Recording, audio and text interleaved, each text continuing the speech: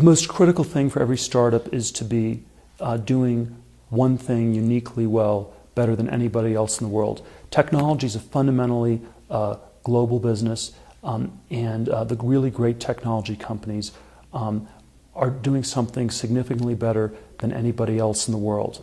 And you want to be in that sort of a position.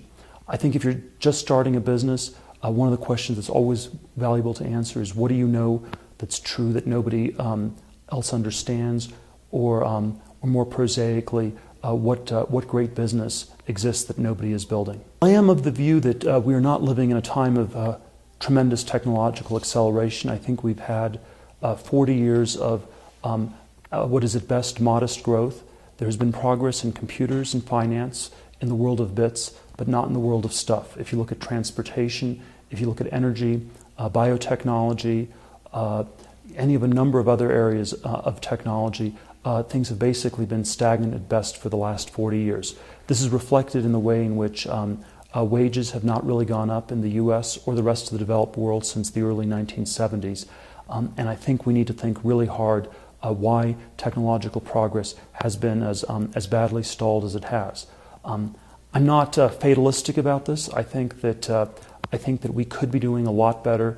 I think that sort of an optimistic complacency is the thing that we must constantly resist, and we must sort of have a slightly pessimistic but very non-complacent attitude, not defeatist, but just a view that we could be doing so much better.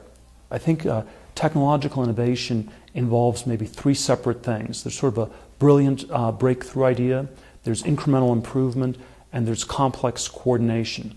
We're pretty good at the incremental improvement part. We're pretty bad on the other two, and we probably need to think really hard about the other two. We probably need brilliant breakthroughs in areas like biotechnology to really take it to the next level, and we probably have an academic and university system which rewards incremental research and doesn't reward the brilliant scientist who's working for 10 years on a single great project. Such a person would never get tenure or even a PhD. And on the complex coordination side, there are a lot of things that require complex coordination. So for example, if we're to develop next generation nuclear power technology in the US, you need to figure out ways to store the waste, you need to figure out ways to site the plants, you need to figure out all sorts of complicated ways to coordinate it with the rest of the energy system, and that's again something that we're extremely bad at doing.